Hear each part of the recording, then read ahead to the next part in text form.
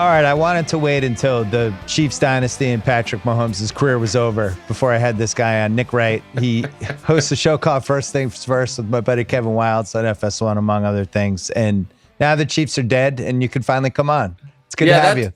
It's one way to look at it. Or it only took 4 days into Rich Paul being at the Ringer for me to finally be on the show. The Clutch I like Sports this Takeover. It's begun. That's it. I should have worn my brown Clutch sweatshirt with that Chauncey Billups had when he was getting arraigned. Well, that was unfortunate for all involved. I forgot about the Clutch piece. That's funny. Let me do the uncomfortable part that you'll be upset with me on in the beginning. So despite the fact that many of your LeBron and basically all of your Mahomes takes have infuriated me, this is the one show that I always wanted to go on, and I've been very lucky that I had never been on. And I wanted to tell you, God, it might have been 20 years ago, close to it, because we both have a friend, Connor. I grew up with him. He's and you've known him forever. I compiled in Microsoft Excel the archive of your NBA player trade value, all of them, like year by year for all of it, to try to see like what the overall, like Amari Stoudemire once was a 6 and then fell off, and tried to do a whole like smart thing of like, could you then retroactively do it for previous eras with this as the template to see like 1970s Kareem, how does that compare to like 2000 aughts LeBron? And I never had back in the day, never had the gumption to actually ask Connor to send it to you. And I couldn't find it right now. So I am a long time reader and admirer. And so it is fun to be on here, and I'll be able to finally debunk some of this Mahomes stuff. It's been so hard to hear. That's good. It's been so painful. We could actually start with NBA. You see, now you got me excited because that was on my docket. Okay. So I was trying to figure out this SGA thing, which has been, I've talked about him a bunch of times already this year on my show, and I feel like it's a story evolving in real time where this guy, it's him and Jokic kind of levitating above everybody else, but there's this 2-year thing that's in play for him now where they won all these games last year. It looks like they're going to win 70 plus games this year and maybe even break some records. There's some streak records that are possibly in play. There's a season record in play. There's him for the decade where he's basically averaging 30 plus points a game for half a decade at this point. And now I was starting to think, this is the first week I thought to myself, all right, what happens if they win 75 games? Yeah. He averages 33 a game and they win the title and they go back to back. Where does he go in my brain? Is he immediately a top 30 player? Like if he got abducted by aliens the next day, is he still in top 30? Like what is going on basically is the question I've been asking. So this is, listen, you and I are similar in that we just say in like regular conversation, like, yeah, he's top 18. Like we forget round numbers. Like we're being precise here because it matters. Yeah. And I get very upset when our mutual dear friend, the legend Zach Lowe, I sent him like 4 years ago a text because he just said almost flippantly, like Kevin Durant, one of the 10 greatest players of all time. And I texted him, I'm like, Zach, if you put pencil to paper, you would not agree with yourself there. Like there's the problem with top 10s is you only have 10. And so I think SGA I find so interesting because I can't think of another domestic player that ended up being an all-time legend that through the first 2 years of his career, no one thought all-time legend was possible. Do you understand what I mean? You don't think rookie year Kobe, we can glorify it now and go backwards, but I don't think anybody thought he was going to be one of the top 12 guys of all time after his rookie year. No, we hoped. That's a fair point on Kobe, and maybe I'm grading the high school kids on a curve, like because and maybe I shouldn't, and but it feels to me like most of the guys who now are swimming the waters that you're talking about SGA potentially getting to. Like you're talking about the Duncan, LeBron, the guys that have come in this century, yes, basically. Or even like guys that aren't in that pantheon, but are Dwayne Wade and hell, like Karl Malone, Charles Barkley, like in that 20s range. Those guys, like during their rookie year, people were like, this guy is supposed to be an MVP. This guy, and the guys who pop on us, Giannis and Jokic, the excuse is, they were international guys. It was kind of a black box. I've never, and I know SGA's Canadian. And there's high school guys, same thing, where it's correct. Like, all right, year 2, year 3, huh? Right. A guy getting this much better, like year 3 to 4, 4 to 5, 5 to 6, to where it's like, wait, if you would have asked me 3 years ago, it's not that long ago, will SGA ever be the best player in the league? I would have said, fuck at it. No. It was like, he might be like 7th, which is amazing. But for the consistent improvement, and to your point, and about if that team wins 70 plus, and it's like, do they have another consensus top 20 guy? Like J-Dub, maybe, but when you see how they play without him, it feels like they've got 9 guys, 21 to 75. You know what I mean? Yeah, it's tough for J-Dub when it's like, no, he's a top 15 guy, and then they go 23-1, and he's not playing. It's like, oh, maybe not. And it's tough for Chet when it's like what he can be, and it's like, well, we've seen them with and without him. And so there isn't right now a comp for his career, and you were big last year on best guard seasons we've seen. And in real time, I was like, man, this feels like a little premature. But then he did what he did, and now I'm worried about NBA talk on the TV show because we're still all football. But I'm like, what is the conversation if every single person agrees, unless there is catastrophic injury, this team's winning the championship.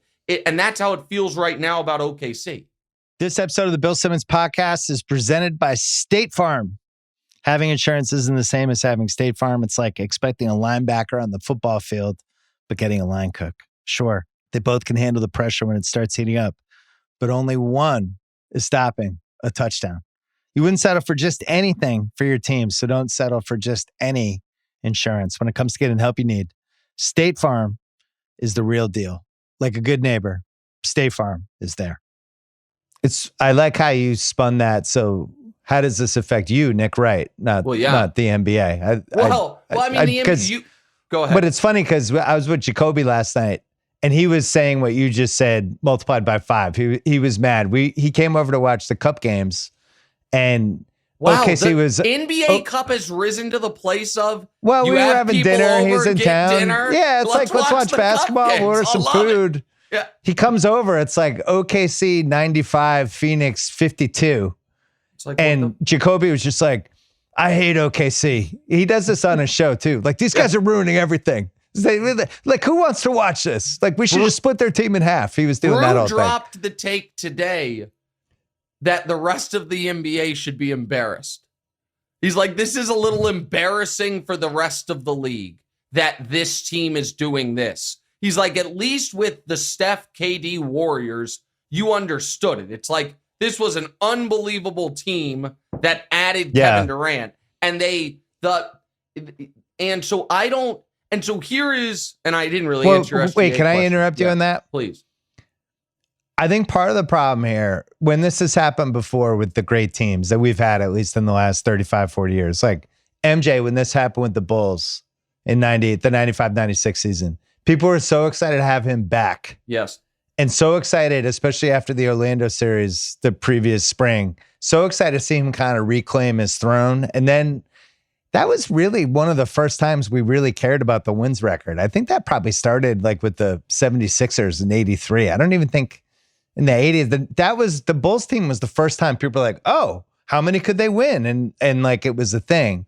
And then the Warriors were compelling because all the drama and Durant and is this fair? We had all, but with OKC, they just really smartly put together this awesome team. Yes. They kill everybody.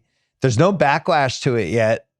It's fun to watch sort of when they have close games, but I don't think people know how to put it in context yet. They have no controversial personalities. Nothing. The closest thing is like, oh, their group interviews are corny. Like that didn't have any meat to it. Or like people going after Shea's like as a fashionista, that had no meat to it. I really do think people could seize on the fact that Chet Holmgren seems to be on the record that he's never read a book. Like that to me, I think has something to it. Very small backlash stuff. Right. There's none of that. And it is, I think there's two other pieces to it. It is such a tactical and almost mechanical, not in a bad way, style. They're just like, hey, we're going to play really efficient basketball and at all times have 5 monster defenders on the court. And you're just going to be like, next game's probably going to be easier and we're going to win. And our star player is this really one-of-one stylistic talent who also, and this was the only thing they came close to the backlash on, has kind of figured out better than anyone ever how to game the system on the lunge. Which is his little lunge. Thing. It's another thing. Sometimes you watch Shea, and again, he's going to be the MVP again, probably.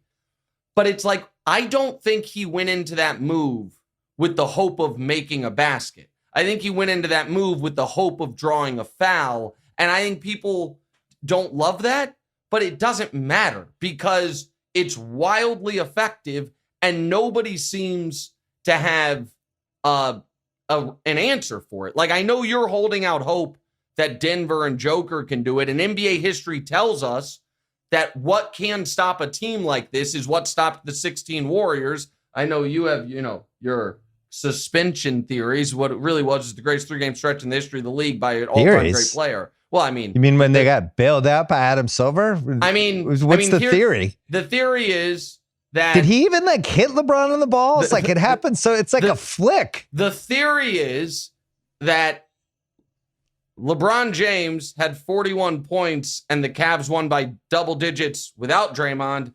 And then in the next game, LeBron James had 41 points and the Cavs won by double digits with Draymond. So the idea... That was in Cleveland. The games move places. And then let me ask you this. After game 4, when the Warriors played, I think the best game of their... I didn't feel great and that was like the whole, all right, let's see. And it's an awesome game that I wish they showed more in Hardwood Classics, but we were ending that game. It was like, wow, they shut the Cavs down. This is a wrap. It sure did feel that way. And then luckily, the greatest player in the history of the sport had the greatest 3-game stretch in the history of the sport, and that wrapped things up. But Michael Jordan? That's neither here nor there. The point that the hope for Denver is analogous to maybe Joker can do a 2016 Bron, where it's like the other team's way better, but I'm just going to go on this supernova stretch. You would also need SGA would have to be injured because Curry was banged up in the playoffs. God. And SGA would have to release a terrible shoe. And we would need some sort of suspension for game 5. That would be the doppelganger. The Curry was injured stuff. I'm gonna. Well, he was. He was injured. He played hurt. And then Bogut went down halfway through the series. That's how we ended up with Festus Ezelian in game 7, trying to guard LeBron two times in a row. That part did happen. But the Steph Curry protectionism, he's an all-time great player. Everybody knows it. But the Steph Curry protectionism of he can come back against Portland, set the all-time record in his first game back from the injury for points in overtime, literally bellow to the crowd, I'm back. Had everyone, as you were just saying, 4 games into the series being like, this team is unstoppable. Steph's amazing, about to win a championship. And then he doesn't play well in a game 7. It's like, oh, Steph was injured. Give me a break. Give me a break. That's what I think the LeBron fans have done that with a couple years too. Here's the thing. This is going back to OKC. Broke his hand in 2018 and heroically hid it from everyone. I forgot about that. After the greatest game you've ever seen. Go ahead. Sorry. We're talking about how OKC can be stopped. And to me, the parallels, I mentioned this the other day with Mahoney. I want to dive into it because I'm interested in your take. The 07 Pats the streak, Yeah. the pressure of that, playing a playoff game basically every week. And they wore down, and they really weren't, even before that Super Bowl, that like the playoffs, it wasn't the most inspiring. That team like peaked in like week 12. No question. And then I would say earlier. I thought they peaked the first half of the season. I don't have the exact, but then you saw them holding on, because remember they almost lost that Ravens game. Like the Ravens called timeout when they shouldn't have. Yeah. And so, but go ahead. Sorry. It's kind of an unimpressive Chargers game too, where they're playing Phil Rivers. He's got the torn ACL, and Phil Rivers also playing this week. I know. I want to come to him later, but I'm wondering, like with OKC, if there's a streak, because people love streaks. Like I thought the Miami 2013 Heat. The 2013 Heat, I thought, was one of the best moments of the 21st century for basketball. Yes. I was so into it. I loved it. Every game was a playoff game. When the Bulls beat them, it was significant. And I wonder with this OKC, if they roll through the cup, if they get into the 20s with that streak. And now, once you get to around 21, 22, people really start to care. You get to 25, you start passing some of the really memorable teams. Maybe the weight of that could sink them a little bit. I don't know. Here's why it feels unlikely. Now, it should be said, at this moment, in December of each of like the last 4 years, it is felt inevitable that the defending champion was going to win again.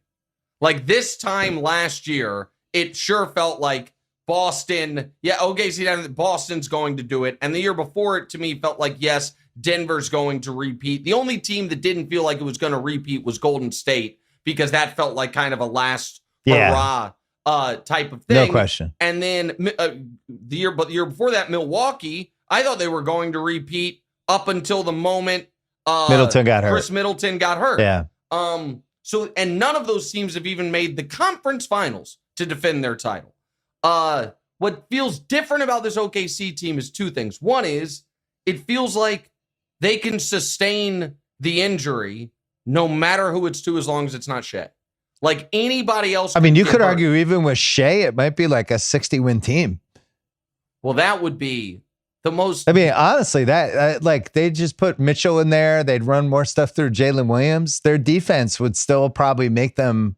They'd win 75% of their games. Nothing would be more confusing to the NBA ranking stuff that you were talking about at the start is if, and I'm not hoping for this, obviously, but if a week before the playoffs, Shea went out and was done for the year and they won the title. Like that would be sneaky terrible, but for Shea. I mean, right. Would they be like still favored? Probably not, but they'd be one of like the favored, but three favorites in the West. Favorites. Yes, right. Absolutely. And so I don't know. So the like, oh, it's long seasons, guy can go down. They seem immune to it. And the fact that they are just to get to them in the West. Yeah. One of these teams is going to have to play a war in round 2. Feels like, man, how is it not going to happen?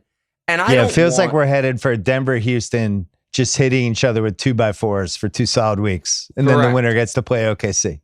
And it's also why the most interesting thing to me about the Western Conference playoff race, if you will, is there is massive incentive to be the 3 seed or the 2 seed. Like there is such a penalty if you're the 4. Like that Lakers lost to and I know the Lakers, you don't believe in them probably quite as much as I do, but that loss to the Spurs last night is like low-key devastating. If you thought, avoid OKC as long as possible, being the 4 or 5 is a disaster. It's just a disaster. They've had the same. Rich talked about this on Monday on the pod about there's these young, long athletic teams that are just kryptonite for this Lakers group. Yeah. And like they got killed by Atlanta earlier in the year, San Antonio yesterday. There's a certain type of team with a ton of energy that I think is going to be a problem for them on the schedule. But they're still a 50-win team. I guess the thing I want to figure out is how you balance with now that LeBron is back and you saw Reeves kind of fall back a little bit. And suddenly it doesn't look like Reeves anymore. Can you have those 3 guys? How do you make all 3 of them happy and get the right amount of production out of all 3? And then how do you hide them on defense would be the other question. There is no high. The defensive piece is, I don't think there's a fix to. Like, it's just, they're just going to be a Doesn't bad seem like it. defensive team for the most part. Like, I think you could add a piece, whatever, like, but that team's strength has to be, we're going to score 130. Like, we're just going to be a monster offensively. I think that when LeBron first came back, Austin was still crushing. And the night LeBron's streak ended, Austin had 40. Like, I do, and I know you probably think I'm biased on this, I do think LeBron at this point, especially because the streak's over, is to a degree post stats in what he cares about. Like, he has all the records.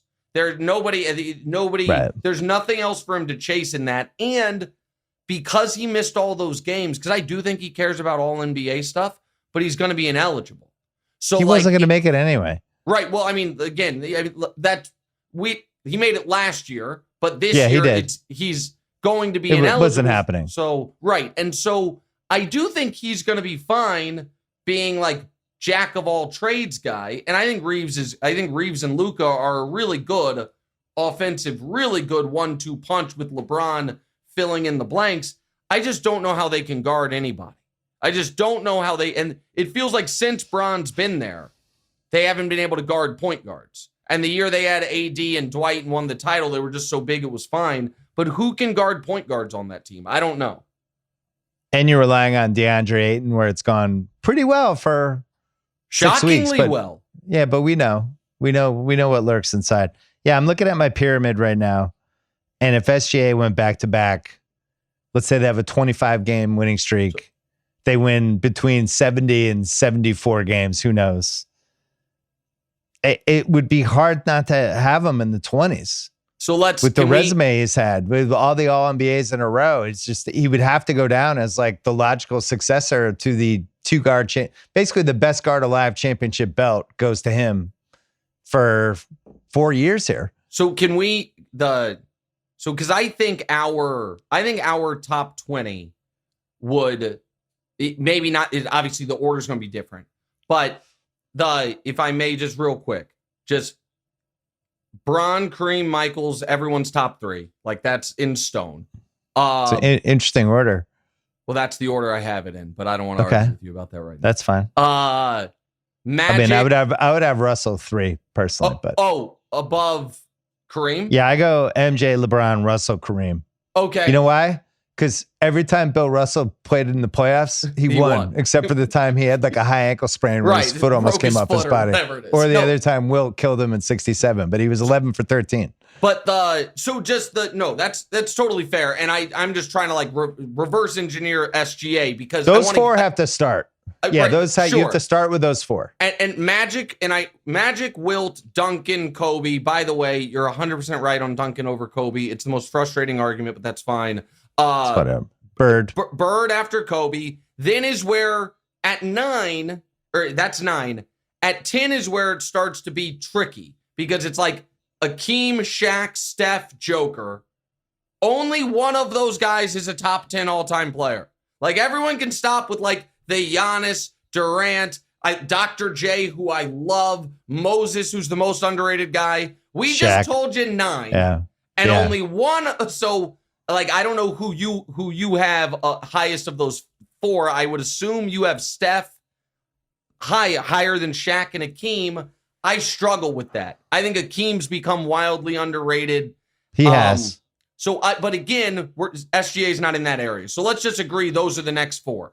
So 10, 11, well, 12, 13. My list is a little different. Tell me. I'm having a lot of trouble. Joker, how it plays out in the playoffs here, but just what he's done offensively now for 7 years that has no parallel to basically anything in NBA history.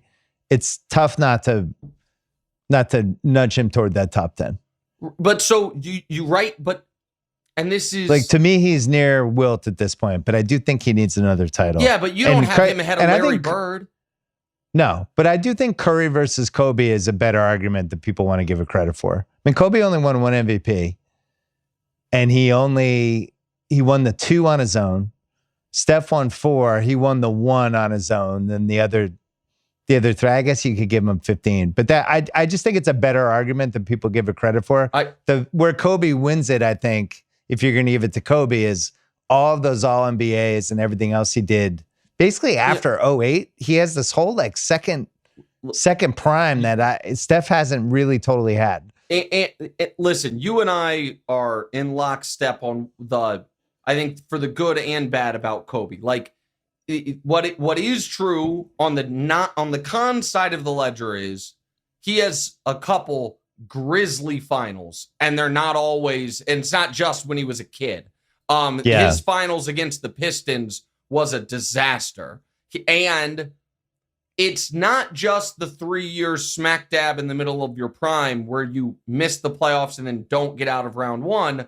Yeah. But the blowing a 3-1 lead in round one and game 7, second half quitting is like a real thing. Now, he overcame it because of those titles, but does that offset enough of he was such a better defensive player than Steph? Like, but it is that's a fair argument. But you could argue with the case for Steph, if you're going to go deep on this, is the shooting and the threat of his shooting and how it affected the court and how the defense, almost like having Tyreek Hill on offense, where the whole secondary has to shift toward him and it opens up all this other stuff. That would be part of the Curry case. And also, like, he was an amazing teammate, and Kobe was up and down on that stuff. I think even the biggest Kobe fans would admit that. He had some rocky years there. Yeah. Well, yeah. To say the least. Rocky years. I think that's fair. He had his coach writing an entire book about what a pain in the ass he was. Like, these are things that happen. But if those are the 13, and then we get to the Dr. J, Moses, Durant, Giannis, Isaiah Thomas. I have the 15. Okay. And then we move into like this Oscar, KD, Havlicek, Giannis, Dirk, Elgin, Julius, Pettit, Garnett, Malone, Barkley. So, right. SGA now has a chance to kind of sniff that. So that's where I was trying to get to. Like, who is the best player that with a title you would have SGA ahead of? So, like, I'm thinking in my head, I'm like, with a title, do I have SGA ahead of John Stockton? Yes. With a title, do I have SGA ahead of David Robinson? Well, yeah, you're talking like the Jason Kidd, Nash. Just a couple of those people that just never won. Chris Paul, John Stockton. The other question you have to ask is, all right, let's say SGA's career ends this year. I did this exercise in my book. Would you rather have the 8 SGA years? You get all of them. You could start a franchise with that. Or you could have the 20 years of Chris Paul. What gives you a better chance to win the title? Chris Paul, but I'm probably I'm not quite Russillo when it comes to Chris Paul, but I'm a big Chris Paul fan. Right. But I'm saying your goal is to win the title, and you could have the 8 years SGA just had, or Chris Paul's entire career, and that's your only goal. What's the answer? I think there's a real case for SGA. It's like, if at the peak SGA, if I could put a good team around him, I can win a title. So here's the thing. So that's the part that I'm not sure about in this regard. You do this all the time. I forget who you were just talking about it with. Like, if you do their career 100 times, this was like a 1 percentile outcome. Like, they got stone unlucky. Well, LeBron's a good example of that. Who was the team that if the lottery that year, Memphis, what was it? Memphis. Jerry West. If he goes to Memphis with Jerry West, with the guys they had already. Yeah. Pau Gasol. Is he still there? Did they win like 9 titles? You know? But so my question is this: with SGA, is this OKC operation a 98th percentile outcome for him? Yeah, but okay. This is a good exercise, because you could say that about Duncan. Went to the best possible San Antonio team. The 1 year they sucked, where Robinson's there and a good infrastructure. You could say about Bird. Bird goes to a team with a bunch of Hall of Famers and a great GM, and then they make better trades. Definitely say it about Magic. Can't say it about Jordan. Can't say it about Jordan. Can't say it about Bron. Can't say it about LeBron. Can't say it about Kareem in Milwaukee. You can say it about Russell, because he goes to a team with Kuzi and a whole bunch of other people in Red Auerbach. You can say it about Kobe, because Shaq's there, and so he gets the formative stuff. Kobe had one of the best situations of any of them. He goes to a team that has the dominant center that, other than Hakeem of that decade. This is one for your guy. You cannot say it about Steph. That franchise you wrote a whole thing about what a disaster the Warriors were pre-Steph. So the only thing for him that it actually might have been a good franchise is all the issues he had with his feet and ankles. Oh. And whether he was with, let's say he goes to the Timberwolves with David Kahn running the Timberwolves and a shitty owner. And it's oh man, Steph's career's over now. Like they wouldn't have come up with one thing to save his anything. And I do think the Warriors get credit for that or wherever being in California. I hadn't thought about that, but that's a really good point. His career, there's in the 60s, his career's over in 4 years. In the 60s, bro. In the 90s. Done. Maybe. We're in Converse, he's done. We don't even know who he is. Yeah, I mean, I think that we don't even have to go back that far. I think most so that is for SGA, was this the ideal situation, or am I underselling him by saying that? You're underselling one thing. He's lights out at the end of these games to the point that he's fucking Michael Myers. It's like, it's a 3-point game with 4 minutes left. Like, what's going to happen. And he's got so much confidence. I also think he's been so good that now I find myself comparing other players to things he does. Like he's reached that last level. Like I was watching Dylan Harper the other day. Dylan Harper's footwork is so good for however old he is, 19 But now or 20. you're comparing him to SGA. And I'm like, his footwork's like Shea. Like I would have said Kobe 3 years ago, and now Shea is the default footwork guy. I think the one thing that he doesn't have that I don't know how to explain this or assess it is there's a charisma piece that's not totally there that Kobe always had, that MJ always had. And SGA, there's like a small piece missing with how the fans resonate with him when they're at the game. And I don't know, you can't fix that. Right. And there is, in that same bucket is every legendary scoring guard, except for Iverson, has been above the rim. And he's not. Right. That's a good point. And so and he's tall enough, obviously. It's just Iverson wasn't tall enough.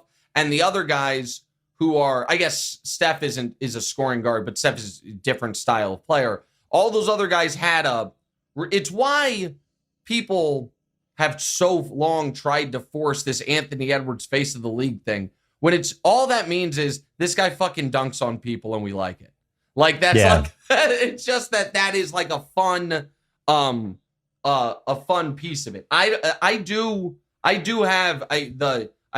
don't know what you have on the docket. I want to make sure. Can we take a break? Yeah. That was a good segment. I thought we did a good first segment. Take a break, know what? come back. I'd give it a B+, Bill.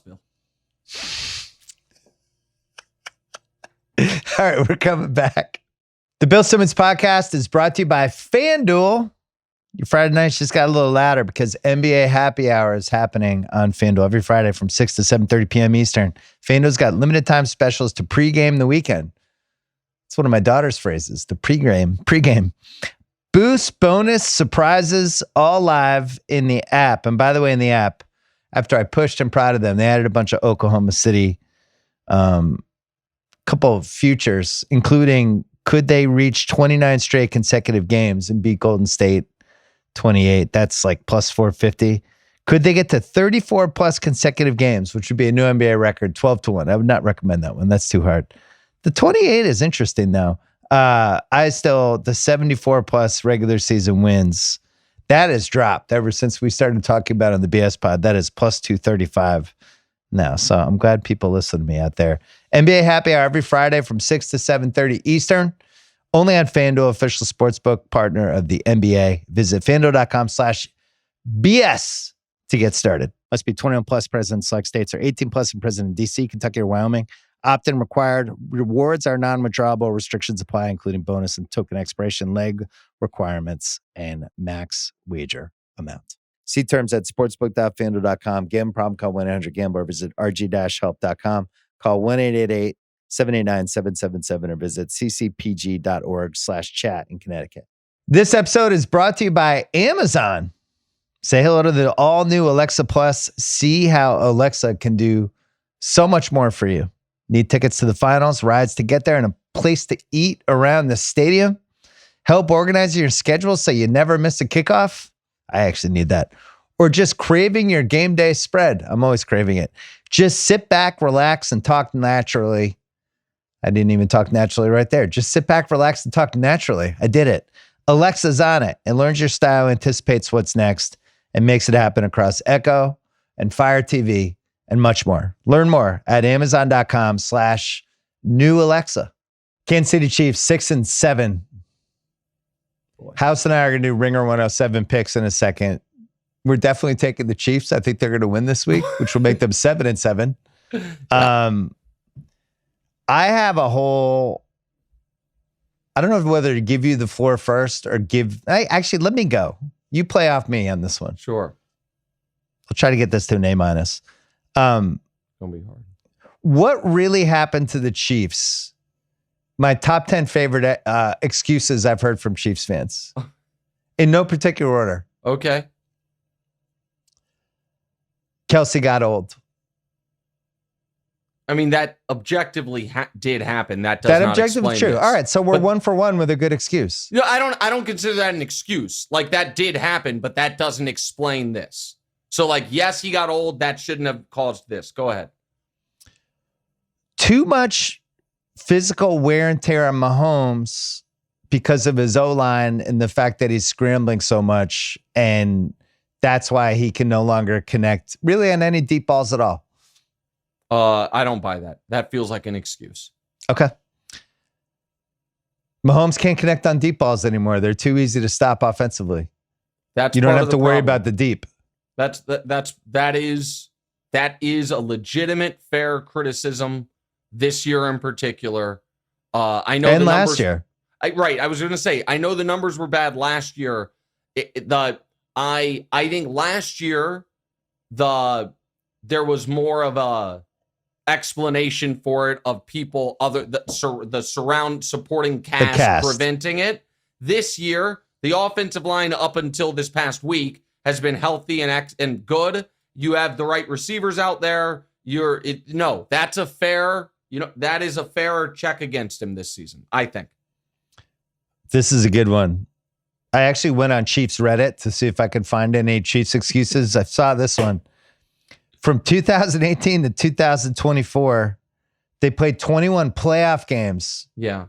Almost more than an entire season. They averaged 20 games a year for 7 years. And one of the guys on this Chiefs Reddit thread said they need a break. They need a chance to refuel and reset. It was a thing that was written. So, listen, so here's the thing, and there is a reason that only one team ever has had a better had a run like this of seasons this long that went on longer, and it only went on one season longer. The Patriots from 11 to 18. So I do think that is definitionally true. Listen, there is also a reason that only one team ever has been to 4 straight Super Bowls. I think it's, maybe less the full 7 years and more the last 3 years and the chase of the three-peat and the stomach punch of the way that ended that I think really has had a knock-on effect this season. I do believe that. Go ahead. I actually believe in that theory because I think I watched it happen with the Warriors last decade where they go into the 5 finals in a row, and I just felt like they were running on fumes. I watched it happen with my Patriots. Especially like that, even the 03-04 and when they had the streak, and then 05, it was a lot of the same guys. Here's Denver. So do you want to keep going through it, or can I now throw? No, I have a couple more. Okay, go just ahead. Quickly, and then I want to revisit it. Salary cap just super hard once Mahomes becomes an expensive franchise guy. That's an excuse. Everybody's got expensive quarterback. That's good. Stop it. Yeah, and plus the league now, I don't even know what the salary cap is. You just move money forward. It's like a Ponzi scheme. Taylor Swift. Stop it. That's not it. Cardi B's been great for your Patriots. Karma. For what? Just Because some of the guys you've signed over the years, maybe the karma. I don't know. I tell you something? One. That is rich coming from a Pats fan who's I don't want to hear about. We had a murdering tight end. I don't want to hear about karma. Arrogance. They greenlit a documentary and the run wasn't even over yet. This giant documentary about how they're going to win 3 in a row. The documentary was not about how they're going to win 3 in a row. It was about the quest. The documentary was great. I don't know. Last one. Andy Reid got old. This has not been Andy's best season. I don't think it has been Andy's best season at all. I think that 4th and 1 call was the worst call of it. They were going to win that Texans game. The Texans were done scoring. And they were done. All you had to do was just keep punting it to them, and they were going to give you one. They were going to win. Okay, so now let me address some of the Chiefs darts you have thrown, and then we'll get to Patrick. This is just rhetoric I'm hearing about the 3-time Super Bowl champion Kansas City Chiefs. Okay, so first of all, some very odd and scary, for me at least, similarities. Tom Brady, in his 7th year as a starter, stepped on the field in the Super Bowl trying to win his 4th ring, knowing if we win this game, I am considered the undisputed GOAT, and this is considered the greatest team of all time. He lost the game in heartbreaking fashion and then did not win a playoff game, one game, the next 3 years. Now, first year of that was tragic. Week 1, he gets his knee blown out. But year 7, going by your guy. I know, by Bernard Pollard. I know. We call him Bernard Carmel Pollard. We use his middle name like he's an assassin. Year 7, going for ring 4, trying to be the undisputed greatest team ever. Patrick in year 7 was playing for ring 4, trying to become the greatest, undisputed greatest team ever. If they pull off the three-peat, they lose that Super Bowl in very different fashion. He doesn't get hurt the next year, but it looks like they're going to be out of the tournament in year 8. And that scares me because you guys had a retool in the late 2000 aughts. And so the first 7 years, Brady to Patrick, the way they played and the numbers are different, but the overall ledger is very similar. And then Tom had, a little gap. And then what I think is the greatest run in NFL history, 11 to 18. So this is the question. We almost had 4 retools if you look at it, and I think you're on your second one right now. Yes, because I think the Tyreek trade. The Tyreek trade was a retool that fucking worked great. Mahomes won MVP the first year, and they won the Super Bowl. Then they won Super Bowl again. But now you're right. This is second retool. Go ahead. Sorry. Yeah, we had the retool for the Pats was when they were like, "Hey, we have Tom Brady. Maybe we should get him some awesome receivers." And they got Welker Moss. That led basically to the second half of that decade. And then when they built around the tight ends, that was the third retool. And then the middle of the 2010s was I don't know what was going on. We were just winning. So here's and this is not a rhetorical question. It's not a smart ass question. Do you consider the Pats one sustained dynasty or 2 separate dynasties? I think the Brady Belichick together, it has to be considered one giant thing. Okay. But I think all the Pats fans think of it as these little different eras that they did it with defense the first 3 Super Bowls. That's how they won. Brady was the third most important piece of it. So you're getting me close to where one of the things I want to get to. But I think you can make the argument you made. It's the same coach, same quarterback. It's one dynasty. The other one is there was 01 to 04. The defense led Adam Vinatieri clutch portion of it. Belichick. That was really Belichick, but by far running circles around everybody else. And then there is 2011 to 2018 when you make Brady. 5 Super Bowls, win 3. peak Tom, and every single year you played in the conference championship game. Like, you know what I mean? And that was the apex to me of Brady. And so since I view it as two separate things, I get very mad. Like, it's irrational how mad I get when you just flippantly call the Chiefs a mini dynasty. I'm like, if we're a mini dynasty, then everything but your stupid Patriots is a mini dynasty. Then the damn Cowboys were a mini dynasty. That if 5 Super Bowls in 6 years with 3 rings isn't a full-grown adult dynasty, then we're never having another one, because I don't think we're going to get 20 years of the same coach and quarterback. It's a really good note, and it was a little petty on my side. Thank you. Wow.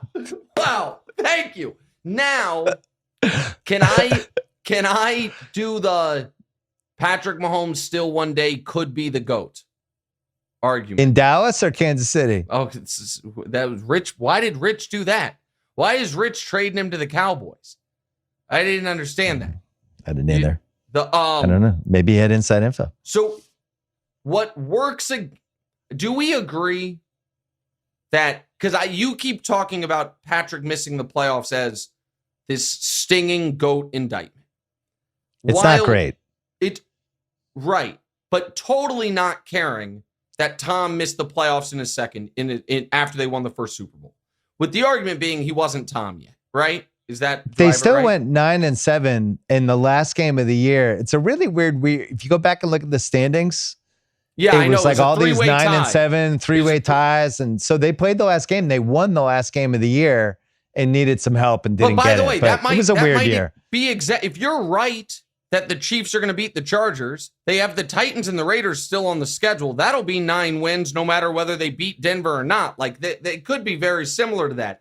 But the argument that Wilds makes, and I've heard other people make, is, yeah, but that's unfair to use against Tom because he wasn't Tom Brady yet, which I acknowledge and I understand, but he gets full credit for the Super Bowls.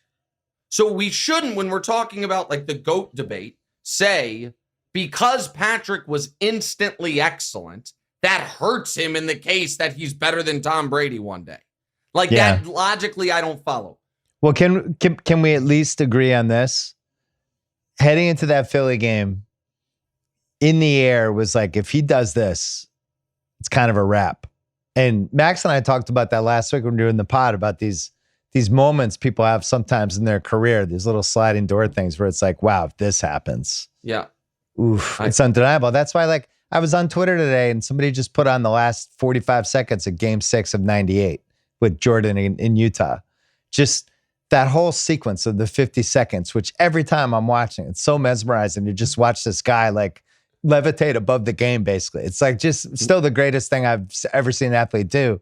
And it's like, all right, what happens if he misses the last shot and they lose in 7? And it's just like the sliding doors of that, we're talking about him differently. And I think that was, if Mahomes had beaten that crazy Philly team that was just better than them and more talented than them, if he'd done that, it would have been a wrap. I still don't think you would have said he was the GOAT yet. I think you would have been like, well, Brady beat him twice in the playoffs. I would have said we had co-GOATs. I think there would have been a co-GOAT possibility at that point. So I agree with you that in that moment, his if it's poly market, going into that game, his chance of being known, ending his career as the GOAT, was at like 76%. And after the game, it dropped to like 49. And as we sit here today, it feels like it's around 30. Like but the difference between the two guys is that it feels like Mahomes was just better like 3 years ago. Just from the eye test. Like it just feels like he moved better. He threw the ball better, everything. Brady got better in his 30s. Like he just did. Like by the time we got to the Seattle Super Bowl, if you go back and you look at those last 2 drives, who he's playing with. It's unbelievable. It's out of control. But it's just like he couldn't have done that 10 years earlier, I don't think. He definitely got better in the 2010s. So I don't know. The Mahomes thing is so weird because it's hard to like really pin down what we're saying, because they trade Tyreek Hill, and that next year they're the highest scoring team in the league. He has more yards than any quarterback in NFL history. and was unbelievable, but it was all dink and dunk stuff.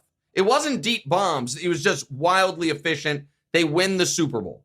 The next year, everyone's like, this is the worst Chiefs team yet. They actually have to go on the road in the playoffs. And in those playoffs, he has one of the greatest individual playoff runs in the history of the sport. Going to Buffalo, going to Baltimore, coming back 10 down in the Super Bowl. And it's like, holy shit, like, why would we doubt this guy again? Last year, to the point that it was impossible to bet on him the next year. Correct. I'm doing playoff manifesto and I'm just throwing out rules because I just don't want to bet against Mahomes. And then last year was super weird because he had these insane fourth quarter, third down clutch numbers, but every other number, it's like, it's worse than Trevor Lawrence or something. Like his stats last year were not good, but the team won every game. And everybody who watched the Chiefs is like, yeah, Patrick's the reason why. And but the numbers didn't back that up. So I don't know where, I also don't know where actually, like, if he has a season of failure, which this could be, what that does to him moving forward, right? In a positive way, I would think. Well, is there the Rocky IV log cabin scenario? Correct. Where you need to almost go to Russia and rebuild it, and you're just going with Duke and your wife and the whole thing, and that's it. You're rebuilding it. So I think he's wired that way. Because I do have one other Chiefs question. I just want to finish this Mahomes thought on the GOAT thing. But my Mahomes could still be the GOAT argument boils down to this. I think everyone agrees that through 8 seasons, which is where Patrick is right now, his career outstrips Tom's through 8 years. They both had 3 rings, but Patrick's been to 5 Super Bowls. Tom had been to 4. Patrick has 2 MVPs. Tom has 1. So up to this point in his career, he's ahead of the pace. I was thinking about when I was growing up, there was like Marino, LA, Montana, people like that. Yep. The only one that you could put against his first 8 years is Montana, who I don't even think started for 2 years. Correct. That's the problem. But Montana would be the doppelganger for the first 8 years, and he's better than Montana because he played the whole time. Exactly. He missed the first year. That's it. And so the problem for Patrick is this, if I'm being fair.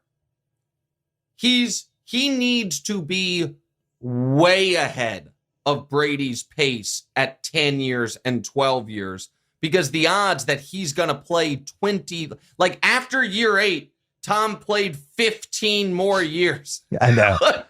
I know. That's the part is he can't just be like still like, oh, mile marker 10 slightly ahead because he's probably not going to run as long of a race.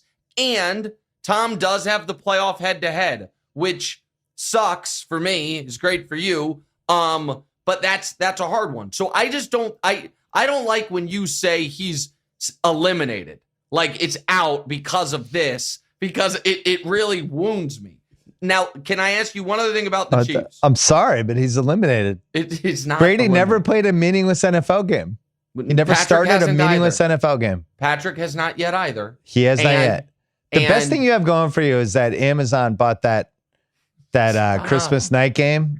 There might be some ref greasing. Bezos. We need that game. So you think the Chiefs are going to beat the Chargers this weekend? I still can't believe the Chargers beat the Eagles. Nobody. I don't understand what happened in that game. Or the Chargers can't block.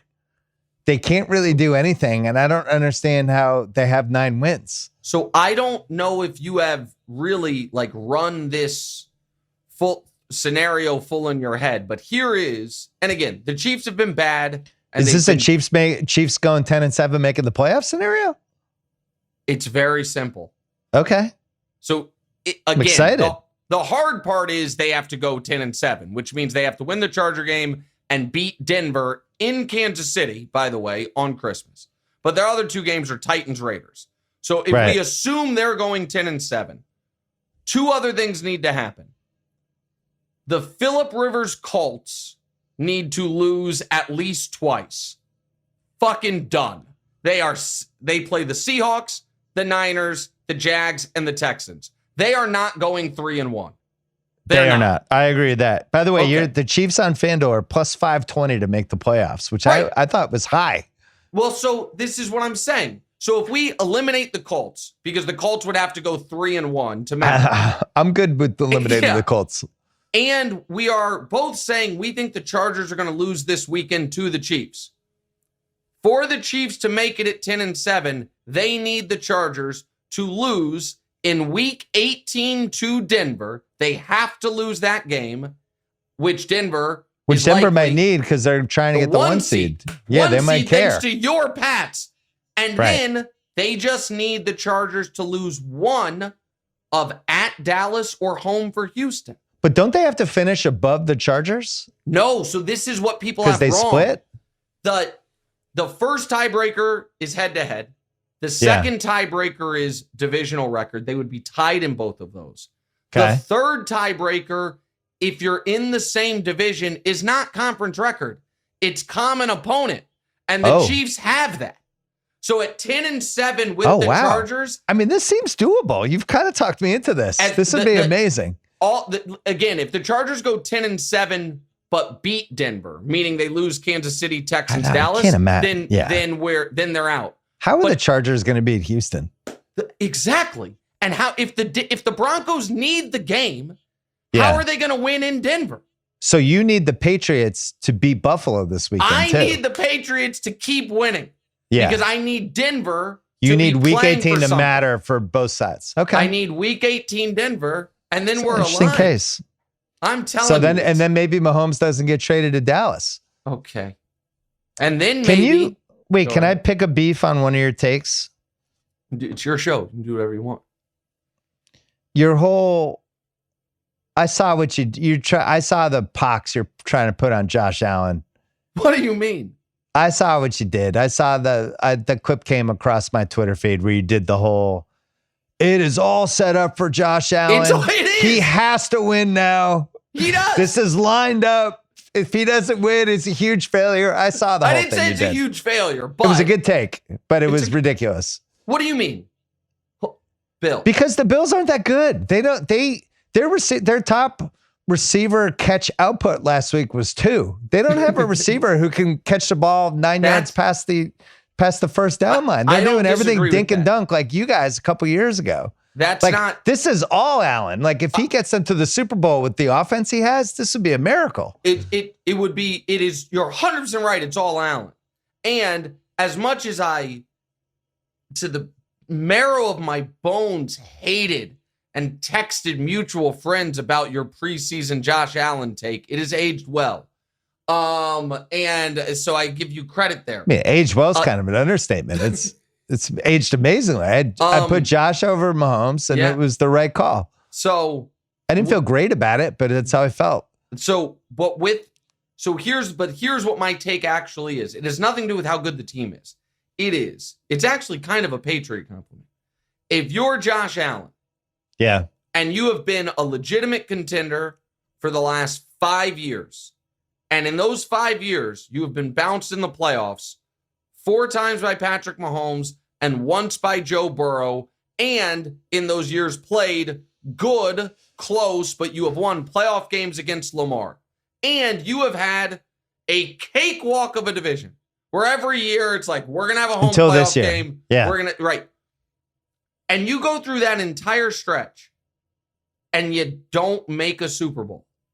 And then you have a season where Patrick, Josh, and Lamar, Patrick, Joe, and Lamar are not even in the playoffs. And by the way, and Lamar's been replaced by an alien. Right. I want to ask you about that. And oh shit, the division is about to be really hard because Drake May's awesome. You can't have a half decade of a terrible division and not break through, and then a playoff run where you're the only in their prime Hall of Fame quarterback in the whole tournament on your side of the bracket. Yeah, but what do you do with the 13? What do you do with the 13 seconds game in this argument, though? No, he did everything he should have done in that game, and his coach screwed it up. And the special teams, everything. That's so like terrible by him.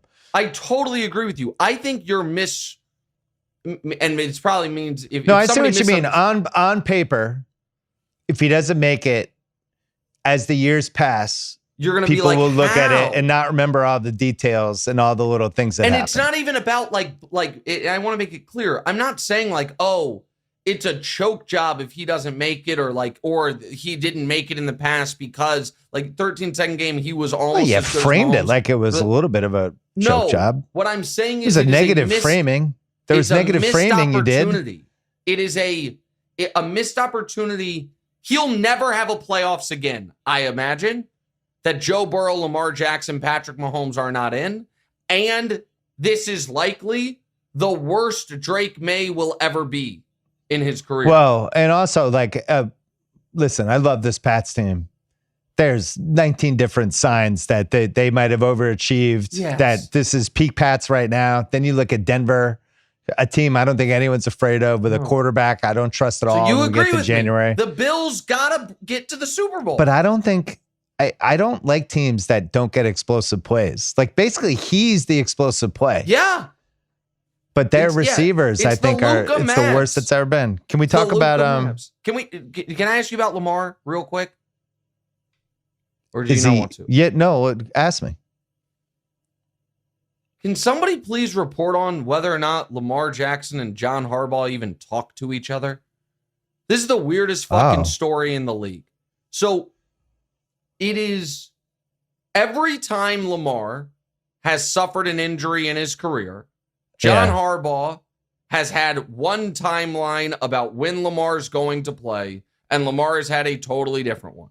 We were told 3 years ago, oh, it's nothing close to season ending. It was season ending. Then next year we were told we think he's going to be back in a week. It was season ending. This year, he was asked about why they had optimism after the bye. He's like, well, we're going to have our quarterback back.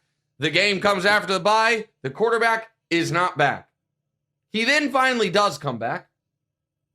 And he has different random injuries that cause him to miss a day of practice. And by the way, plays the worst football of his career while missing a day of practice each week. The worst football of his career. Did you see the next gen stats? His MPH is way down this year. Yeah, he doesn't really. It's down to 12 miles an hour now. No, seriously, I read that today. He's went from 16 to 12. By the way, passes the eye test. He doesn't run, and he's not as fast. I think I could run 12. The 12? That's a 5-minute mile. I think if I had a lot of coffee and maybe some cocaine, I think I could run 12. But just to finish it, this week, Lamar doesn't practice Wednesday. It's listed as no injury. Harbaugh, when he's asked about it, says, I think when, a player says they need the day, you have to, you trust the player. Doesn't cover for him at all. Meanwhile, so you feel like we're in Kawhi territory here a little bit, like 2018 Spurs Kawhi kind of area? Harbaugh over the last couple, remember 2 off seasons ago, he's like, we believe Lamar Jackson is going to be not the best quarterback in the league, the greatest quarterback in the history of football. And then the following off season, so last off season, he was like, I want to make this clear. Forget running. As a pure passer of the football, Lamar's the greatest passer the league's ever seen. I'm like, doth protest too much, buddy. I think you're trying to fix a relationship, and Lamar, I think, is over it all. I think Lamar's checked out. And I would bet if we were doing the fantasy draft of coaches we don't think will be coaching the same team next year, I think he would be a very high pick, Harbaugh. And by the way, Sean McDermott, if this goes badly, yes, I think he's on the list. I think Sirianni's on the list. It's funny. There's a lot of high profile coaches that who knows. Would you do this? Who says no to this trade? Because you saw Joe Burrow say, if I keep playing, I need to be happy again. So when House and I do picks. Oh, sorry. This said, no, I'm just saying. This made me want to take the Ravens, even though I don't even think they're good. It's it seemed like Burrow was having an existential crisis at the podium. And I don't blame him because they spend the least amount of money of anyone other than maybe the Pats. They never are able to block. I don't know. I wouldn't want to be Joe Burrow in Cincinnati. I'd want to go somewhere else. So I have 2 Are you talking Burrow for Lamar, just straight up, like NBA style, like Jason Kidd, Stephon Marbury style? I don't think they would do it within the division, and I think they're just going to fire the coach in Baltimore and keep the quarterback. Joe Burrow for Jalen Hurts and 1 first-round pick.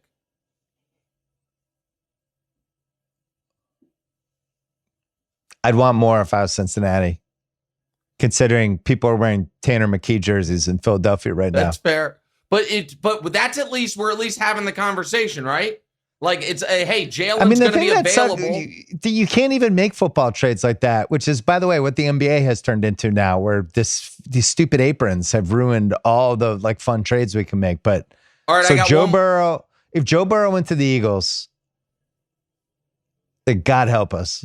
He's got these 2 receivers. Like, you know, God it help works. us. The 2 other ones that involve draft picks are, because in the NFL, the most first-round picks you can trade is 3, unless you have extra picks 1 year. You know who has an extra pick? You mean like the Rams? The Rams. If Stafford retires, I could see the Rams trading 4 firsts and 3 seconds for Joe Burrow. Well, the Rams got that Falcons pick. That's what I'm saying. For the 26th last year, that's now like the 8th pick in the draft. Pick. So I think the Rams would trade 4 firsts for Joe Burrow, and I think the Vikings would trade 3 firsts, 3 seconds, and J.J. McCarthy, and Joe Burrow gets to be with college teammate Justin Jefferson. I just know he's not happy. It's year 6, and he's saying, if I want to keep playing. That's terrifying. I got to say, if I was a QB trying to look at my next 10 years, I would want to be warm weather indoors. I think Brady was an anomaly. I think Mahomes has been an anomaly, but just in general, especially when you get to these December, January games, like T. Higgins, his head hits that, like he's just a concussion. Like you're playing on a concrete parking lot, basically. I have some quick questions before we go, because I already kept you for an hour. Why do you think Kevin Wildes hates conflict so much? Do you think it's like a childhood thing? Like what is it with him? Why does he just always want everyone to get along at all times, and then he's on a sports take show? So I one time in passing described our job as competitive sports debate, and Wildes had like a record scratch full stop moment where he's like, hold on. To be clear, that is not what we do. I'm like, yes, it is. And he's like, no. It's just a good hang. We're having you fun. And I are trying to do different jobs, bro. Having fun talking about sports. In a polite way. Just chatting. Now, I don't know if you've noticed, a new Wildes has emerged. Well, confident Patriots Wild. Yeah. Correct. Oh, I noticed. The Chiefs have fallen and the Patriots have risen, we are really getting, peacocking Kevin Wildes, as he regularly says right before the show starts. Well, because Bruiser Ravens guy, I'm the Chiefs. I guess I'm going to have to carry the show again today, boys. Right. As the only, the only team that's good. All right, what else? With the Wildes thing. So, I mean, I've known Wildes for almost 20 years. You did this whole thing about media rivals, like your weight class, your generation of sports media rivals. When did you do that? So I did that, and that was the first domino in a thing that landed yesterday in the Pablo thing. Yeah, but you talked about all the people your age range. Yeah, I said anyone who does what I do or similar to what I do, that is my age or younger, I consider a rival. And I was doing it tongue in cheek, and I will vanquish them. Like, I need to be in my head atop that. Like, I've never really felt like I'm competing with you because I grew up reading you or whatever. I feel like you're competing with Colin and with Dan. You know what I mean? Like that, you're that generation. And I know you and Colin do different things, but like I do it like Colin, Levitard, Dan Patrick, to me, we're all like competing for the same turf. So I had that for me. I disagree. I don't feel like I compete with any of those guys. Well, you're in a different I don't even lane. think about shit like that. I like how you're thinking of it though. Like you're rising up. Yeah. You're rising up the ranks. These other people are rising up the ranks, and you want to destroy them as you're rising up the ranks. Correct. And I tried to convince Wildes. Right. Wildes needs a feud. That's what we're getting. So there's an obvious one he should have. Oh, can I guess? He has an obvious rival. So age range. Age range? Is it Peter Schrager? No. Similar job as well. Similar job. So like kind of ringmaster for a show. Mike Greenberg. Yes. Greeny. Yes. I want Wilds to start occasionally just dropping little sub tweets about Greeny. I'm happy to do that on this podcast to try to see if I can get it going. That sounds great. He will be so mad when he hears this because Wilds is like, I don't want a rival. He thinks I'm insane. The whole thing. And I'm like, bro, Greeny's standing between you and the Emmy. Like I always try to stoke it, but he's in your way. It's like he's standing between you and what you've worked for, but he won't listen to me on it. It's like he's a Jets fan, you're a Pats fan. Like it all makes sense. You both really care about your hair. Like it makes sense. Wait, before we go, this is my last question for you. Yeah. What do you want for the rest of the 2020s with LeBron James? What would be your wish?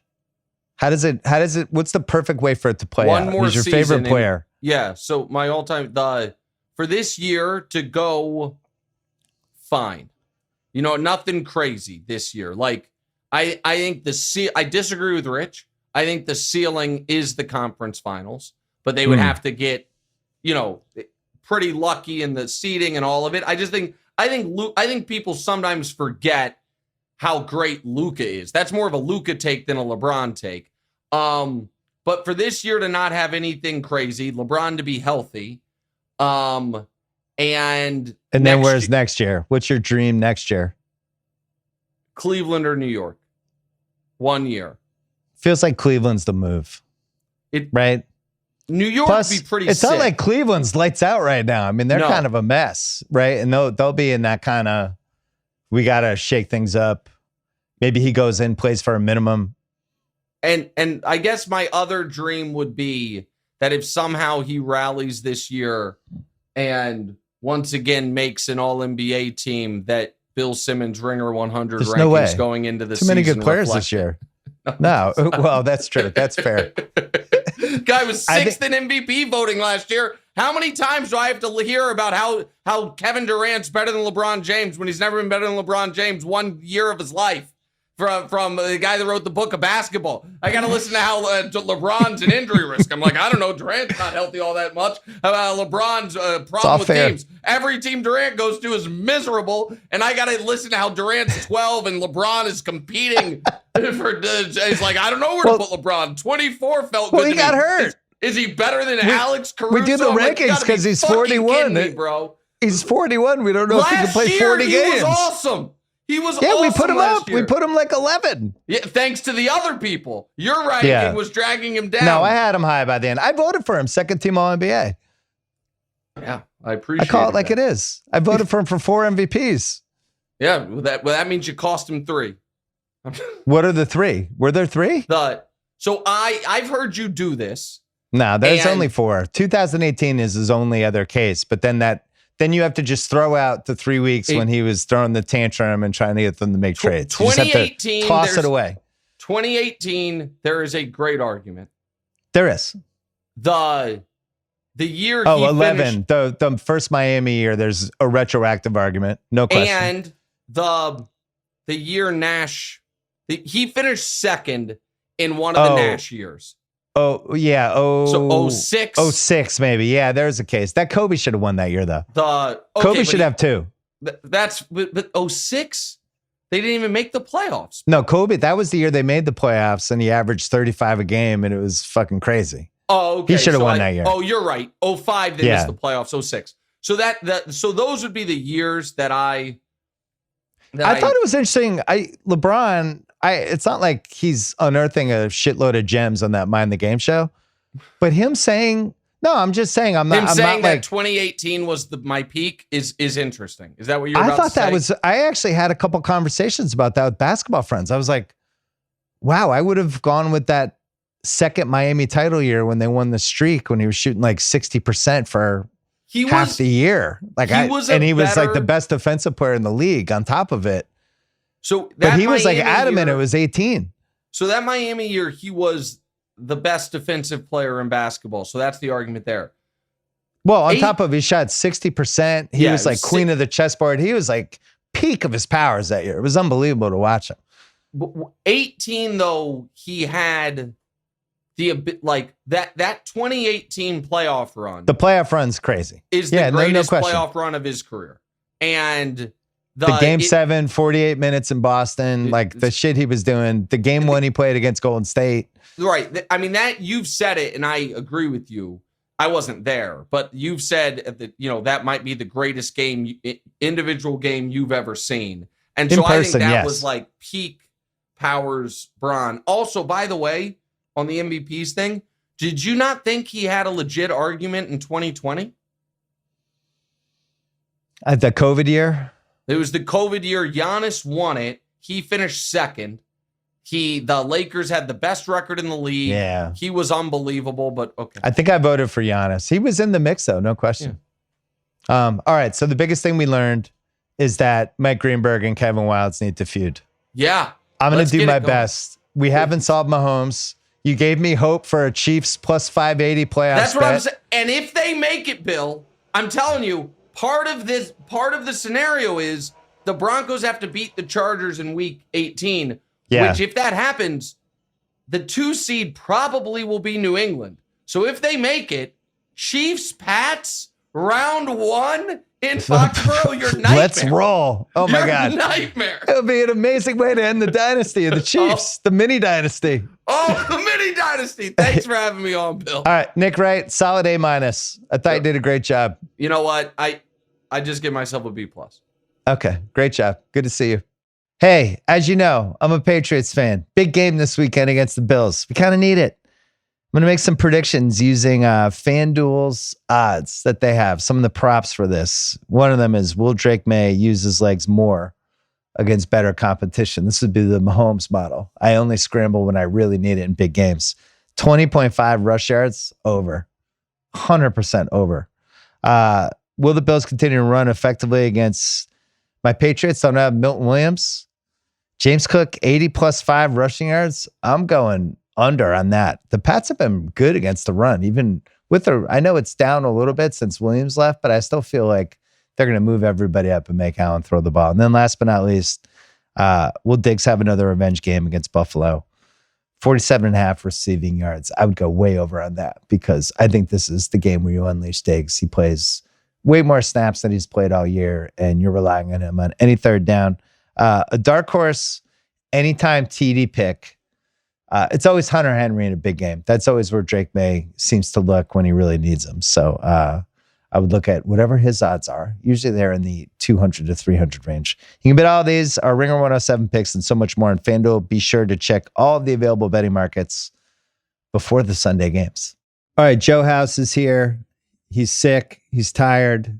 It's 5 p.m. on a Thursday. I said at the top of the pod house, if we don't win our picks this week, you're getting fired as my consigliere. We're still going to do all the games. I'm just going to go rogue.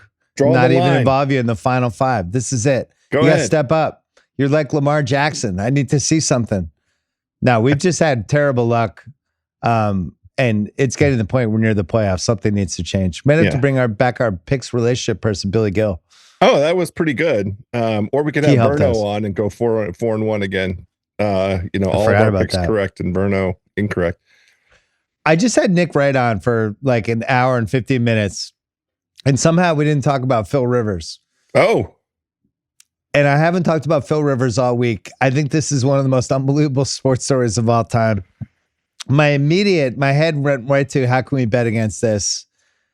Not playing for 5 years, but he knows the offense. This just is absolutely ridiculous that he could just step onto the field with the speed of an NFL game. Yes. And he's playing the Seahawks, unfortunately. Right. A team that has either the best or second best defense in the league, depending on how you feel about Texans. I'd have them second. And I can't think of a worse situation. Not only has he come back to play them, he's playing the Niners, the Jags, and then he's finishing at Houston. Are they trying to kill him? Why are they doing this? Yeah, I mean, over under on number of games that he completes. Do you think that he makes it out of this first game healthy? Well, to go through those first three and then you have to end with Houston, a team of freaking pit bulls, like what a nightmare. It shows how desperate they are. It also shows you that we really only have about 40 capable quarterbacks alive who can play an NFL game, to the point that it seems like instead of signing somebody on a practice squad who's going to get annihilated, maybe Phil Rivers will be better after not playing for 5 years. I did go back and look up his 2020 and some of my notes from that year, like week by week. He wasn't bad on those Colts teams and even was okay in the playoff game. And I never had anything in my notes like with the pods with Sal or anywhere else where it was like, Phil looks washed, it's over. It wasn't like the Matt Ryan situation, but it was 5 years ago. Your kid was 10 years old 5 years ago. I don't think he ever really lost arm strength. I mean, we'll have to check the next gen stats to see how many miles an hour he was throwing 5 years ago. But the thing that became the real issue is he couldn't move. And I don't think that got any better. I don't think that got any better, House. So my guess is, this is as we go to Ringer 107, we had another classic week. Like we have the Bears. We think it's going to be a tight game. It's a one-score game. They're inside the 20, turnover. They don't cover by half point. And then we had the Eagles, which maybe we should have known. But I just think that Chargers team is so lousy. Not by a lot of fault of theirs. They've had so many injuries, but I just still can't believe the Eagles didn't finish that game. I don't know. I watched the whole game and I still don't really fully understand what happened. By the time Sunday rolled around, I will say this. I could not figure out why we didn't pick the Rams at the Cardinals. Why didn't we pick the Rams laying? I laid on the Sunday show 23.5 points at plus 470. That was one of my favorite bets of the week. And maybe for Ringer 107 next year, we're going to have more gimmicky bets because we're both pretty good at those. I agree. Versus the straight ups. Or maybe we just have to make better picks. It's one or the other. The Rivers thing, though. So this defense he's going against, since week 7, starting with the week 7 games, how many first half touchdowns do you think Seattle has given up? 7 games. Not very many. 4. 2 against the Rams. Yes. Okay. There you go. My guess is they're going to do the super conservative handoff, play action, handoff, play action. I don't think that's working in Seattle, especially when you look at the track record of these things. But it does make me like the under. I want to throw this to you, though. The curse of Peyton Manning. Oh, okay. I don't know if I'm test driving this for you in the audience. So remember Peyton Manning gets hurt and the Colts have a terrible season. Yes. And they end up getting the number 1 pick and they get Andrew Luck. Incredible. Peyton Manning, a hero in Indianapolis. Beloved. It's like, oh, they'll just probably trade out of that pick. Trade down. Get Peyton Manning some weapons. What do? Peyton, thanks for everything. Send him packing. He goes to Denver and goes on a huge revenge tour. And they have Andrew Luck. Since that happened, they get Luck. He ends up getting banged up, retires. Jacoby Brissett, Phil Rivers, Carson Wentz, Matt Ryan, Gardner Minshew, Anthony Richardson, drafted top 5. Danny Dimes, they finally struck oil. Blows out his Achilles. Now they've turned back to 45-year-old Phillip Rivers. I think it all goes back to that Peyton Manning decision and the rules of karma. Doing that to your best guy. I think they would. They got to look in the mirror a little bit, I think. Don't you think they would do that over again to have Andrew Luck? I wouldn't if it was the Pats with Brady. Yeah. I don't know. I wouldn't have been cool with it. I get it. I understand. It's just, I don't know. Pretty cutthroat. Right. So you have no takes on this. How much cold medication are you on right now? Should we just zip through these picks? Quite a bit. No, I'll get some energy going here. I like a lot of picks. Please do. We're videotaping this and it's running as a podcast. Well, I was looking Seahawks minus 13.5, but we could take that to Seattle minus 6.5 with the under of 48.5 as a parlay. Great. Get us in the minus 120 and just make that at one of our picks. Sure, done. Say less. That's easy. Is that game go to 49 points? Is there a scenario? No. I mean, it would only be if Seattle ends up with a bunch of short fields and scores, Remember, Seattle a handful of times this season has come out in the first half and dropped like 35 points on the team before, the first 5 drives. And the Colts lost Gardner. Ward had a concussion. They do get Buckner back for the defensive line, but I can't imagine. My guess is the Colts are going to try to really slow this game down. 40 seconds of play. I agree. Let's do nothing crazy. Field goals. Let's try to, make Seattle make some plays on offense, and it'll just be one of those games that each team has the ball 6 times or something. Yeah. So, all right. So Seattle minus 6.5, under 48.5. I only had one maybe game, and it's the Ravens and the Bengals. It's Ravens in Cincinnati. Ravens minus 2.5. The Ravens had a 5-game winning streak. Then they lose to the Steelers by 5. It's win or go home for them. There's no T. Higgins. And yet it's 18 degrees in Cincinnati. Joe Burrow's been good in the cold weather. Lamar has not been a huge fan over the years.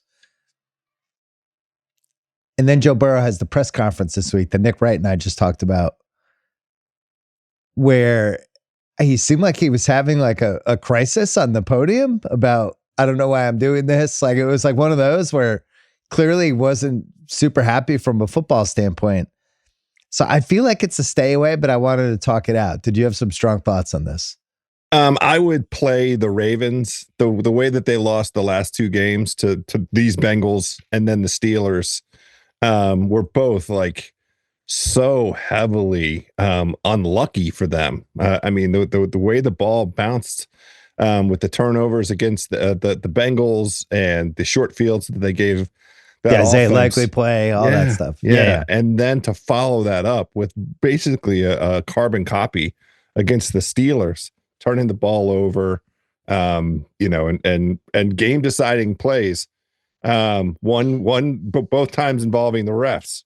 I mean, the roughing call on the center turned into 4 more points for the Steelers, and Isaiah likely catching the ball, holding it for 2 steps, but not dancing a pirouette with it and doing the splits means that it's not a catch. So Ravens lose. I had the Ravens marked down as well as a minus 2.5. Maybe we'll use it. Yeah. The revenge spot makes sense. The season's over if they don't win. Just quickly, did you had any of these games written down? Rams, Saints, Colts, Browns, Giants, Eagles, Jaguars, Texans, Niners, Cowboys, or that's it? Any of those on your list? I did have Rams. I think Rams minus 6.5 at home against the Lions. I thought it was 5.5, but in either way, it's fine. I think that they are capable of winning by margin. This is just a brutal situation for the Detroit defense. The Brian Branch injury you can't overstate how meaningful that is. They are on like their 4th string and 5th string safeties right now. Terrion Arnold's been out for a bit. They don't get pressure anyhow. And so I think the Rams. Is this going to be on the Sunday show? Is this a Rams 30 plus points? It might going to be one of your picks. It might be. There's two candidates for that where I'm going to alt spread. I might do both. We'll see. Rams is definitely one of them, especially the way they took care of business against the Cardinals. All right. I'm taking Bills Pats off the board because I think the Bills are the pick, and I don't want to pick the Bills. We did that once in Ringer 107. I didn't feel good about it. 29 degrees with snow. That's so fun. Let's just watch it and enjoy it. Yeah, it's going to be great. No Milton Williams. Yeah. Buffalo needs it a little more than the Pats, but then the Pats are coming off a bye. Yep. No left tackle for the Pats. That makes me nervous, but the Bills have no explosive receivers. It was a pick 'em all week. It ended at Bills minus 1.5 right now. It feels like the kind of game the Bills should win and will win. And when you go back to the 23-20 Sunday night game, the Pats, even though they won, a lot of things went right in that game, and they barely won. Yeah, it was 3 turnovers and 11 penalties on the Bills at home. Yeah. This one to me is just, if I had to bet it, I would just bet on Josh Allen, and that's it. Dolphins Steelers in Pittsburgh. Interesting. Steelers -3. Pittsburgh's defense 27th EPA against the run. Miami has reinvented themselves as this power running team, although we don't know how healthy Achane's going to be. It's a Minka Fitzpatrick revenge game. TJ Watt's probably out. And Aaron Rodgers, who looked good last week, would have to then do that 2 weeks in a row. The catch is it's a Monday night game and it's going to be like 20 degrees and it's Tua in cold weather. Yeah. But then the zag on that, because normally it'd be like Tua cold weather done. The zag would be, oh, you press the cough button. Wow. You really are sick. The zag would be, yeah, that's why you take the Steelers, but that's actually stupid because they don't really rely on Tua anymore. He barely has to do anything. They run. They don't want to ever have him screw anything up. So this is actually the perfect time to take Tua. And the line feels a little high to me, I got to be honest. I don't see any difference with these teams. This feels to me should be tic-tac 1.5. Interesting. So yeah. I don't mind the Dolphins case. I think they've been pretty good the last couple of weeks. I agree. And to your point, I sat down after we took the abysmal Jets and tried to do the math on what, that was just a bad read. Tua threw the ball 20 or 21 times for like 125 yards. And the Dolphins ran the ball 41 times for, 200 yards or whatever. And HN just had his way. I think that's not a bad blueprint for going up against this Steelers team. And look, Tua, he did it in the Jets game. Sal and I talked about it. He had a screen pass like from his own goal line that almost got picked off. It was just awful. Classic. I know he's going to do that. He's going against the Steelers team that has had a horseshoe in its ass for most of the year. Maybe it's one of those things where it's like, I can't believe we bet on Tua in 20-degree weather. What are we doing? But it's literally the only reason I can think of not to bet the Dolphins in this game, other than you continually pressing the cough button and not knowing where we are at this point. It's very good. But I just feel like this is an either team could win game, and we're getting a 1.5. I think the Dolphins are just better, which surprises me to say because I have all those unders that I had from before the season. I think half of them are probably going to lose at this point. But I want to do some research. I understand directionally what you're doing, and it's correct because the Dolphins were getting 3.5 and it moved down to 3. And at this stage of the week, for that to happen, that means it's sharp money. It's not the public isn't betting on the Dolphins and the Steelers on Monday Night Football yet. So that to me means that we're thinking correctly about the handicap for this one. I just wonder, there are other games out there. Well, you left out the part that we've lost on the Steelers one way or the other, I think 7 times this year. So let's go back for more. We're 4 games under 500. Let's try to solve them. I have 2 more games. This is my second favorite game of the week. Packers, Broncos, Packers in Denver. Denver, I have them as 6 wins, 0 losses, and 7 either-or games. Okay. Nobody has legitimately beaten them this year. So if they're a professional wrestler, it'd be a lot of like ref count outs, somebody interfered with the match, but they haven't actually been pinned. And I really think this is the week.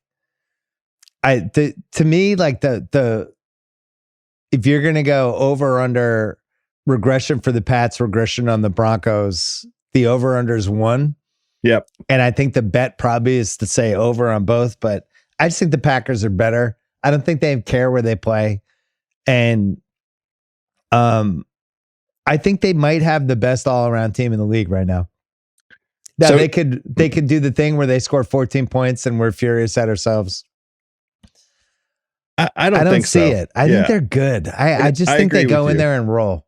So it's schematically a matchup that really favors the Packers and really disfavors the Broncos. So the Broncos play single high safety and they also play man coverage, and Jordan Love has been extraordinary against those 2 defenses. And on the other side, Packers love to play zone, and Bo Nix gets lost in zone. I mean, we just watched Jalen Hurts, good God, get lost in zone. I think it's similar. The only thing that gives me pause is each time the Broncos have played a team that is a step up in class, they've really been impressive. I mean, they beat Kansas City at home. They went to Houston and won. Now that was, they knocked out CJ Stroud. Yeah. They went into Philly and won. The Dallas win was pretty legit. So that's the only concern, but I'm with you. I'm prepared to play the Packers here. So those games you listed that were their best wins. KC, team with a losing record. Philly, a team that's in a free fall. Houston, Stroud got hurt. They should have beaten Indianapolis during a time when Indianapolis was playing well. Yeah. I mean, you could do this game with the Patriots too. To me, this is like a weight class game. Okay. I think the Packers are heavyweights, and I think the Broncos are light heavyweights. It's literally. By the way, I think the Patriots might be light heavyweights too, just for the record. Well, I totally agree with you, which is why I did that exercise of going through their schedule. Yeah. This is a uptick in class. How have they done when the class is up? But it's a different version. This Packers team keeps showing us, and I have no problem at all with them on the road. And also what the Bears were trying to do to them last week and did to some degree. As they held Parsons for 3 straight hours, which I'm sure 50 of those clips got sent to the NFL league office. Yes. I actually think that should have been a slightly different game because the Bears couldn't really throw the ball at all, and they were running. And then every time they passed, it felt like Parsons was just getting mauled. Yep. All right. Last game, Chiefs Chargers. Nick and I talked about this earlier. I already tipped our hand on this. 17 degrees. Chargers offensive line on the road. It's not even good at home. This is a classic Lombardi bad lines don't travel game. Chargers have been under 49 points their total games in every game since week 7. The Chiefs have 6 wins this year by 13, 15, 13, 31, 21, and 3. Only one of those games went over 48.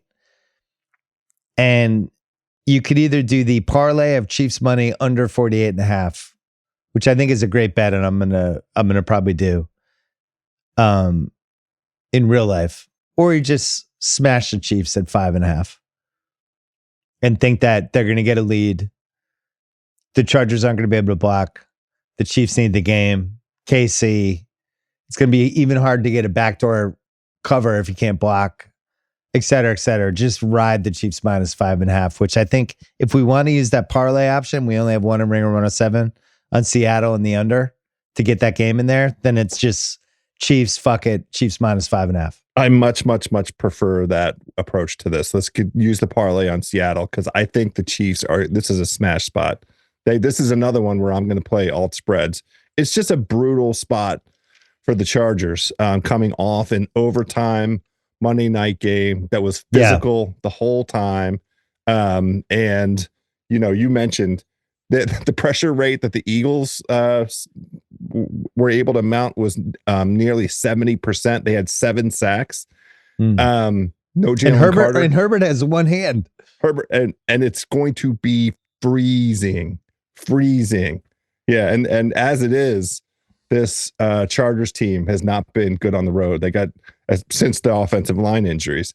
Also, a California team in cold weather is another fun one. Right. Yeah, smoked by Jacksonville. I don't think they covered against Tennessee. Barely won against Miami. Lost to the Giants. Just not a good team on the road. Is there a game we didn't mention that you think we should take? Because I'm ready to lock in Ringer 107 right now. No, the only other one that I'm kind of inclined to dabble is probably Carolina. I did look at that one. For them, there's just Carolina and Baltimore are both in the same boat, which is it's revenge games. They're both on the road. For both of those teams, their playoff fortunes depend on them winning outright. So, unsurprisingly, the line is the same in both games, basically. I did take a test drive of Browns plus 7.5 in Chicago in a 10-degree game, and I couldn't get there. No, I did stare at it for a split second, and then that's too many points, but I don't want to bet it. And I also thought I don't want to bet the Jets again after what happened last week. Never again. That's it for the season. But the Jaguars being favored by 13.5 over anyone in the league gave me pause. Do you know the last time they were favored by 11 points or more? Do you know this? I ran across this nugget in the research. 1998? Yeah, I mean, you're not that far off. It was 2007. The last time they were favored by 11 points or more. Wow, I didn't even know their quarterback was. There was a Vikings, just that line's too high too. There were a couple lines where I'm like, wow, that's too high. Yeah. Cowboys minus 6.5 against the Vikings when we don't know if CD's playing. The Vikings are pretty much back defensively now and looked good last week. 3 straight weeks of good defense. I thought that line would go down and it didn't. Yeah. And I'll put it this way. I would never want to take Dallas minus 6.5. So I looked at that one as well. Yeah. All right. Ringer 107 brought to you by FanDuel Sportsbook, where we are not going to take either side of the Bills-Patriots game. I can't handle it emotionally. We're not going to take any game with House's Commanders because he can't handle it emotionally. No. But we are going to take Seattle in a parlay. Minus 6.5, under 48.5 against 45-year-old Phil Rivers. Do I feel bad that it's an old guy that we're rooting against when we're 2 old guys and House can barely get through the podcast right now? I don't. What are you talking about? You did make it. Yeah. There's one. Dolphins plus 3 against the Steelers. We are taking Tua in cold weather in the ultimate zag. People said they never thought Simmons would ever do it. Take 2 in cold weather. And especially with House as his conciliary, but we said, fuck it, we did it. On Monday night, we're going to be so mad. The text to each other on Monday night. This might be how you're going to fire me. It could be that it'll be Monday night. You didn't stop me? We'll need it. Yes, we'll need it to go 3-2. And you'll be like, you son of a bitch. I like how we did it, though. We couldn't come up with a single reason to take the Steelers other than, plus the Steelers favorite is always a disaster. Yeah. All right, so that's 2. Packers minus 2.5 against the Broncos. We felt like this was a heavyweight against the light heavyweight. Yes. Chiefs, Chargers.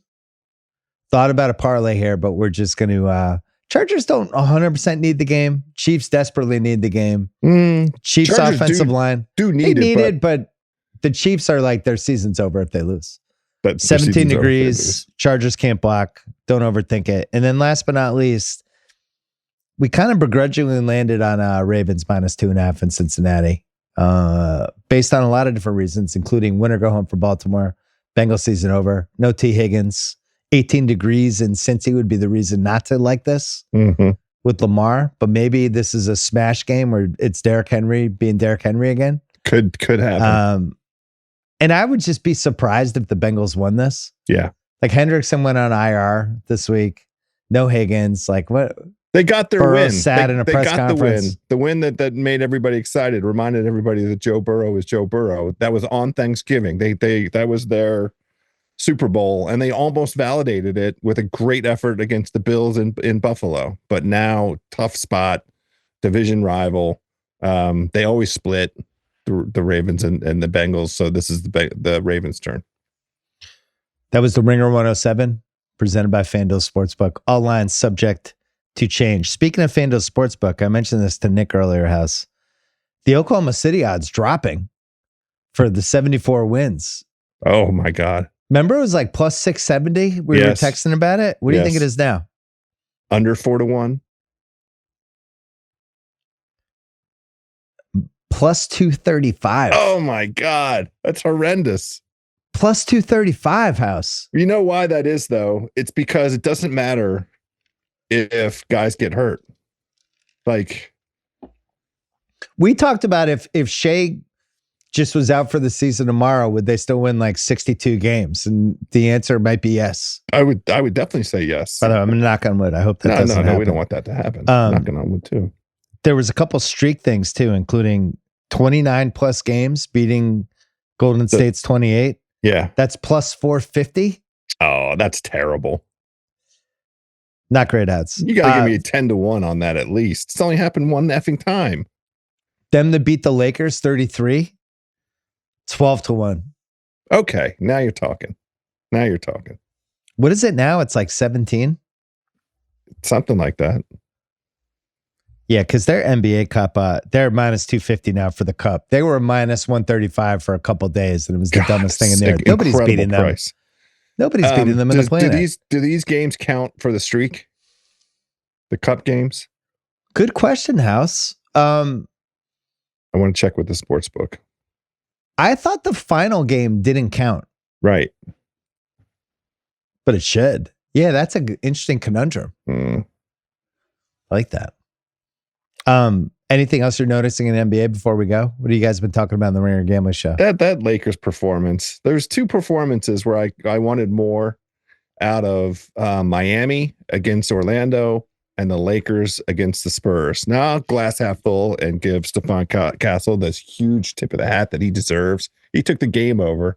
But at Lakers, you have no chance if you're not going to play defense. They just have they don't get out there. They don't rotate. They should be athletic enough, but they're not. And I don't. Game was awful. I think there's just a certain type of team that's going to give them a lot of problems all season. Those young athletic teams. Nick and I talked about that. Have you been in the trade? Go ahead. Did you at any point during that game think to yourself how the Wizards didn't take Castle? Even though most of the people at the Ringer thought he was the best bet to be the best player in that draft?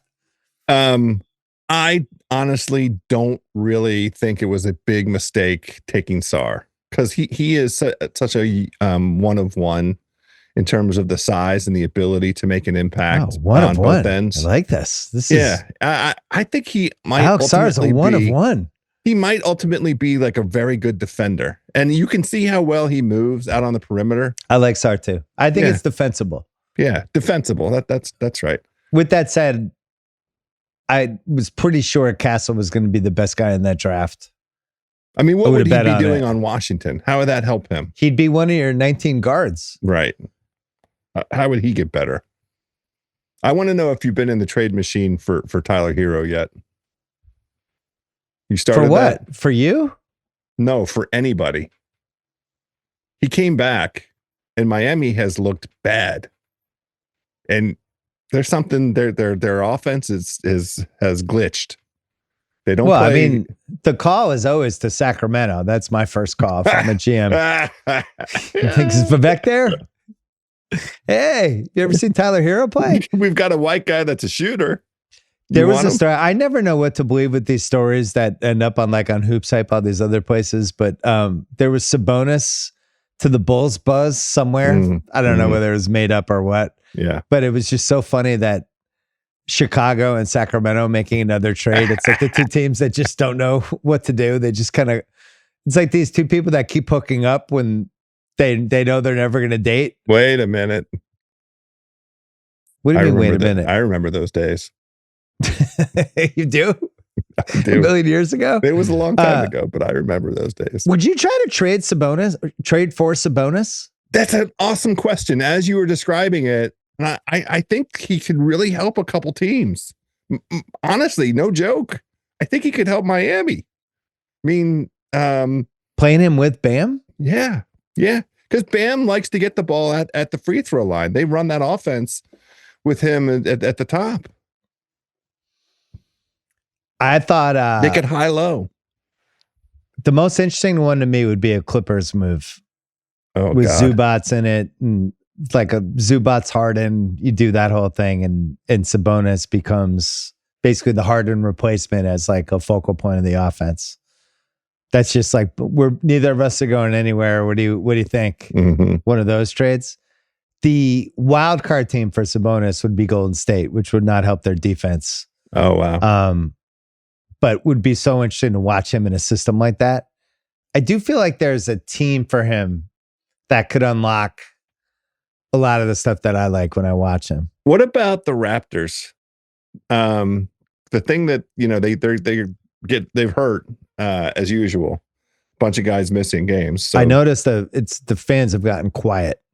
Well, they're injured. I mean, RJ Barrett and Quickly. Fans were loud. Fans were loud. It was loud noises from Canada, and it's now eerily silent. Well, because their guys are hurt. What do you want? They still have Ingram. They still have Scotty Barnes. I mean, It's not like they were in a bus crash. They missed a couple guys. Everybody has injuries. Those guys are pretty good. I'll pretty say this. important. I have a couple, even though I just did a long NBA podcast with Mahoney. The one thing I thought about watching that Tuesday Raptors-Knicks game, when they have their 5, that's the safest bet in the East. Yep. Right? Yes. I don't know if they're going to have their 5 in April and May. Yep. But if my life depended on it. Yes. So the FanDuel agrees because they're plus 270. Yeah. I don't know what's going on with the Cavs. But, I don't think they could beat any of the top 3 teams, which Mahoney and I discussed from the West. But I do think they're clearly the class of the East now because of whatever the hell happened in the Cavaliers. Yep. Cavs have a deal or two yet to make. They have to do something. My team's down to 7-1 for the East. This is part of the thesis for why. Did we all go over for Boston or at least 2 of the 3 of us went over? We did. We had the right instincts with Boston and Indiana about the infrastructure and the guys who've been there, but Indiana just got immediately hurt. Well, Mathurin got hurt immediately, and that was it. Yeah. That's just McConnell got hurt right before the season. Yeah, right. Obi Toppin got hurt. That's a losing ticket. You say goodbye. That was too bad. Yeah. It's starting to feel a little Knicksy coming out of the East. And one of my questions, and this has been a big topic all week, is does anybody say fuck it and try to chase when OKC is looming at the end with a giant pickaxe? The other team I would have is Orlando. And this cup game of Knicks Orlando, I actually think would be what I would bet on to be the East Finals, right? I like if you this. had to have any 2 matchups, I think that's the pick. Orlando's played the Knicks tough too. They went into Madison Square Garden and beat their ass. They just out-toughed them. Bane's pretty good in terms of... Bane has quieted the skeptics of all those picks that they gave up. He delivered an attitude. And then in Orlando... Little Dylan Brooks. He gave him a little Dylan Brooks edge. Yeah. Yeah, the problem is this team can't play 10 games in a row without somebody getting hurt. It's outrageous. Dating back to last year. It's outrageous. Did you hear... Mahoney and I talked about this because it was Zach's idea about just a hypothetical Paolo for Giannis trade. Who would say no faster was, I thought, a really fun topic. Who else does Milwaukee get in addition to Paolo? That's it. It's a 1-for-1. I don't know. I mean, do you want the brothers? I'll throw in the brothers. It's not terrible. It's actually, do you want Thanasis and Alex? That's 3-for-1? That's a package deal. Let there be no doubt. Thought it was a fun hypothetical. It's interesting. I don't hate it. The one team out of all the ones with the assets, the one team that could chase if they really wanted to is Atlanta. They have a whole bunch of stuff they could do. Yeah. Can we talk about Derek Queen really quickly before we go? I'd love to. He's a DMV guy. Yeah. You've known him since forever. Baltimore high school area and then played the University of Maryland. Our boy Junior, who's one of the hottest AU coaches in the country. What's his high school now? No, he coaches a high school. He coaches Paul VI, which is nationally ranked every single year. But I thought he also did like a club team too, though. He doesn't really do that. Oh, he doesn't do that. All right, my bad. Paul Junior. VI is a full-time job. Right. So Queen, he's known forever. He has. He was on that team with Cooper Flagg and. He was a voice crying in the wilderness during the Queen trade. Like, hey, by the way, Queen's really good. I know they shouldn't have put protections on that pick, or they should have put protections on that pick. But yeah, have you seen Queen though? Of course, yes. I mean, rooting for that kid. The only thing that was like a kind of question mark, there was a sort of sentiment that he needed to grow up a tiny bit, but he's showing a level of professionalism in a situation where you really have to work hard. Yeah, they have so many guys that I like. I think Murphy's a pro too. They have pros in that team. We'll see what happens. They just got to move that team. Before we go, we got to talk about Bob Chesney going to UCLA. Your guy. Well, I wasn't ever going to say anything, but he kind of talked about it in a radio show or something. He did about how I started the whole process. Wow. Gave you credit. So now I have to tell the story. He did. They fired whoever the coach was mid-September. And my friend Casey, who's one of the people, the UCLA boosters in charge of trying to figure out who the next coach should be. And he asked me, he's like, any idea what we should do? And sent me some names. And I was like, how do you not get the James Madison coach? So I started bombarding him with stuff from when he coached our beloved Holy Cross and how he completely transformed college football for us. Yes. And as I'm doing, this is like mid-September, as I'm doing that, James Madison just keeps winning and winning and winning. True story. And then I looked like a prophet. Hey. But maybe they would have found him out anyway. But as they're looking at this, James Madison's going up, and at some point it got serious. But yeah. Well, James Madison's now in the playoff. James Madison's now a 12 seed in the playoffs. Our guy Bob Chesney, who took Holy Cross to the semifinals. He did that. Yeah, for sure. Deshaun Foster. That's who UCLA fired. Yeah. My single favorite thing so far from Chesney, in addition to him giving you credit, that's amazing, is he's already saying like, hey, USC, you're a little comfortable. I know that you think that you own college football in this town. Just get ready. I love that. I'm really excited because obviously I don't have a college football team other than Holy Cross, who punted on college football except for when we had Bob Chesney. So I feel like legally I'm allowed to really adopt UCLA now, and I'm all in. It's where you live, and it's your guy. I've kind of wanted an LA team. We test drove the when we got the Kings season tickets. My kids got into that, but I couldn't not root for a Boston team. That got weird. I feel like this is pretty clean. I agree. Right? Neither one of us. I root for Maryland because I grew up. You root for Maryland basketball, but the 3 miles from the campus, and the football's been good. Like 4 or 5 times over the. No, man, I might just throw myself into this UCLA thing now. Go for it. I really want this to work. Who's going to stop you? Yeah, he was giving me partial credit. Man, but anyway, Bob Chesney, UCLA. Congrats. And we'll see how it goes, because they've tried to hire all these different coaches, and they've done the Chip Kelly route. They did here's an alumni who used to play for us route. And now it's like, hey, maybe we should just get an awesome coach who wins all the games that he coaches. An innovative coach. Like just look at a couple of times some of the offense the schemes that he puts in place. Yeah. And builds a culture around players. So anyway, I'm all in. Love UCLA. It. Welcome me aboard. House, you want in? Are you going to root for him too? Maybe we have to talk to Lewis. Doesn't Lewis root for Lewis? UCLA? Is all in. Yeah. I was telling Lewis in mid-September that I was like, hey, you got to watch what's happening with James Madison, because that might be your next coach. Yeah. I bet he sent you a bunch of eggplant emojis. Honestly, Lewis is so far up Will Arnett's ass this whole holiday season, just doing PR for Arnett, and then Polar, and he's got Jimmy, and I'm like a blip on his windshield. I'm like a bug that hits his windshield sometimes. In view of what you just gave him, how much you improved his life. I mean, it's kind of immeasurable when you have a great football team that you root for. He's like, I think he's 48, so he's the right age. Oh yeah, like they're gonna get. It's like when the Pats just got Vrabel. He's like the right age, time, perfect fit. And I'm really excited. So for the UCLA fans, like, this is not a joke. Like, Chesney changed. We had given up on football. We didn't care at all, and never thought Holy Cross was going to care. And he just went in and single-handedly transformed it. Yeah.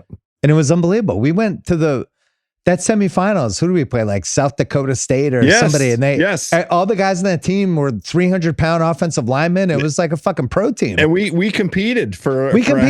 A half. Yeah, we were hanging around. Yeah. So anyway, congratulations, amazing. Coach. Great job, Coach. House, I hope you feel better. I hope you don't get fired if our picks suck. And you're the boss. Whatever you want to do, I'll be good fine. Good to see you as always. Good Bye, to House. See you.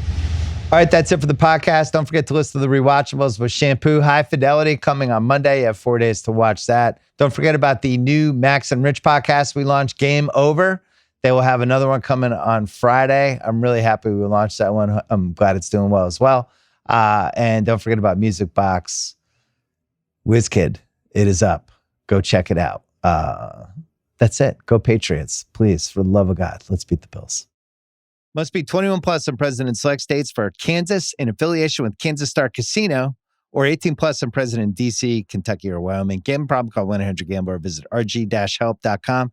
Call 888-789-7777 or visit ccpg.org/chat in Connecticut or mdgamblinghelp.org in Maryland. Hope is here. Visit gamblinghelplinema.org or call 800-327-5050 for 24/7 support in Massachusetts, or call 877-8-HOPE-NY or text HOPE-NY in New York.